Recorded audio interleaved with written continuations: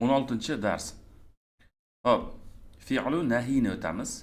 Nafiy boshqa, nahiy boshqa, ko'pchilik adashtirib qo'yadi. Nahiy bu qaytariq fe'li.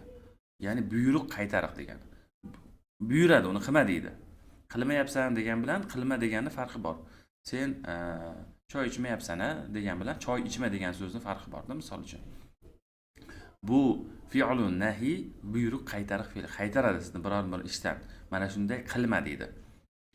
Fe'l amri teskarisida, fe'l amr qil desa, bu qilma deb buyruq beradi. Xo'p, yasalishi agar siz fe'l jahrni biladigan bo'lsangiz, ya'ni lam bilan keladiganini yoki amri g'oyibni bilyapsiz, o'tyapmiz. Mana shuni oldidan lam, lilarning o'rniga la qo'yib qo'yiladi xolos.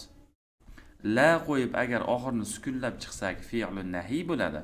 La qo'yib oxirini sukunlamay oddiy qo'yib qo'ysak, fe'li nafiy bo'lib qoladi. Oddiy inkor nafiy, buyruq qaytariq fe'li esa nahiy bo'ladi. La yadrib masalan urmasin, la yadriba u ikki urmasin. Mana monada sukun tushyapti, sukunlanyapti. Bunda nunni tushishi sukunga teng. La yadribu nunni tushishi sukunga teng. Urmasinlar. La tadrib u urmasin muannasga. La tadriba u ikki urmasin muannasga. La yadribni ular urmasinlar muannasga. Ikkinchi shaxsga la tadrib sen urma, la tadriba siz ikkovingiz urmanglar, la tadribu sizlar urmanglar. La tadribi demak urmagin deyapti bu yerda ham. Muannasga inani nuni tushib qolgan. La tadriba muannas ikkilik, la tadribna urmanglar muannas ko'plik. La adrib men urmayin, la nadrib urmaylik degani. Yasalishi demak muzori fe'li oldidan la inkor yuklamasi qo'yiladi. Muzori fe'lini sukunlaymiz, nunlar tushiriladi. Sukunlash nunlarga tengda, xuddiki nunni tushish sukunga teng.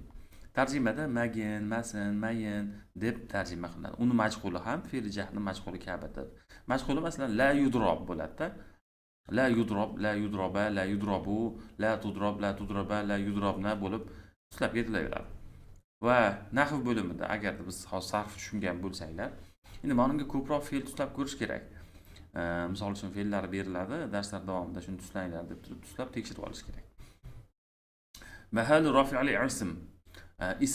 Ismni roflik o'rinlari. Rof nima degani o'zi? O'zi ismlar 3 ta holatda bo'ladi. Rof, nasb, jar. Rof degani domma, bosh kelishik. Nasb degani fatha, tushum kelishiga.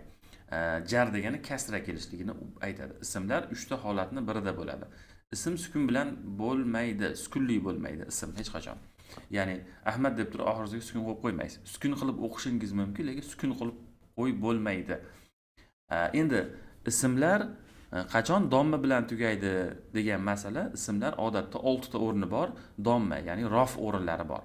Nimaga o'quvchilar, odamlar harakatsizlarni o'qib ketaveradi desa, bunga ikkita omil kerak. Birinchisi, siz harakatlarni o'qiyotganingizda avvalo ichki alomat va tashqi alomatlari bor. Ichki harakat va tashqi harakatlar bor.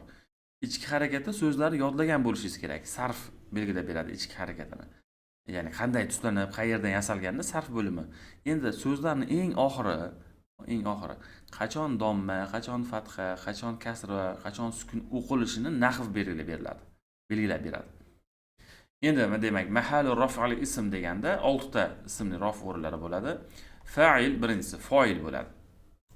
Biz bularni batafsil birma-bir bitta darsda o'tamiz hali. Fe'li gapning egasi bo'ladi va ish harakati bajaruvchisi bo'lib, u odatda biron bir fe'ldan keyin keladi. Xullas foil bu ega bo'ladi faqat fe'li jumlada. Jumlalar o'sha avvalgi darslarda o'tdik, fe'li va ismiy jumlalarga bo'linadi. O'sha fe'li jumla fe'l bilan boshlangandan keyin kim qildi o'sha ishni deganda o'sha foil bo'ladi. Noibi foil majhul nisbatdagi fe'llardan keyin keladi. Bu haqida ham hali noibi foilni alohida mavzu qilib o'tamiz. Hozir shunchaki noibi foil nima desa, majhul fe'llardan keladigan fe'lning, ya'ni foilning o'rinbosari, eganing o'rinbosari bo'ladi. Mubtado ismiy gapning egasi, xuddi foil fe'li gapning egasi, mubtado esa ismiy gapning egasi. Ismiy gap nima edi? Ism bilan boshlansa bu ismiy gap bo'lardi. Xo'p, xabar ismiy gapning kesimi. Endi fe'li gapda ham xabar bo'ladi asli. Endi biz fe'li gapda xabar emas, fe'l deymiz uni. Fe'l va foil deyiladi. Endi ismiy gapda xabar deyiladi. Kesimini. Ya'ni ism bilan boshlanadi. al-hava'u naqiyyun, ya'ni ob-havo sof. Al-hava'u mubtada, naqiyyun xabar, sofdir degandayda xuddiki. Ismu kana va axawatxolar bor, ya'ni kana va uning sheriklari deyiladi. Bularda ham shu mana shu ismi kana va axawatxolar, mana shu turkumdagi so'zlar bor. Ulardan keyin kelayotgan ismlar domma bo'ladi. Mana shu ismlarni rof holatda o'qiymiz. Xabar va inna va axawat ham bu ham ma'lum bir mavzu, ma'lum bir turdagi so'zlar bor. 6 dona xolos o'zi so'zlar. O'sha so'zlardan keyingi kelayotgan xabar, o'sha gap keladi-da o'zi bundan keyin. Gap keladi va o'sha gapning kesimi domma bo'ladi. Shu 6 ta o'rinda domma o'qiysiz xolos, rof o'qiysiz. Boshqa joyda rof o'qish mumkin emas. U to'g'ri kelmaydi bunda. Xo'p, buni hozircha mana shu nomini yodlab turaveramiz bu darsda va bundan keyingi har bir darsimizda foilni alohida mavzu, noyib foilni alohida mavzu, mubtadoni alohida mavzu, xabarni alohida mavzu qilib o'tamiz. Xo'p, fe'llarni mana bu yerda tuslaysiz. Boya berilgan vazifa o'laroq mana buni. Va endi bizda matn bor. QR kod qilib qo'yilgan. Ko'rishingiz mumkin, multfilmga aylantirib. Xo'p, azhabu ila suqi, bozorga boraman. Kulla usbu'in, har hafta. Ma'a abi, otam bilan. Nashtari, sotib olamiz, ishtiro fe'lidan. Al-khudara, ko'kat, wal fawakiha, mevalarni. At-tozija degani mana bu yangi sof mevalarni, yangi uzilgan mevalarni sotib olamiz. Uhibbu an ashtariya, men yaxshi ko'raman. Ashtari degani sotib olmoq. Ashtariya deyapman, an tufayli. Buni ham menimcha o'tdik. An mana o'zidan keyingini fatha qilib qo'yapti. Uhibbu an ashtariya. Yoki bu menimcha hozir a bo'lsa a2 qismida o'tar ekanmiz, anni nasib qiladigan o'rnini. Hozir shu holatda qabul qilib turaverar ekanmiz. Men sotib olishni yaxshi ko'raman. At-tuffaha, olmani, va tomatima, pomidorlarni. Fil matjar, supermarketda nashtari sotib olamiz. Al-laban, sut va xubz, non. Abi yashtari lahma.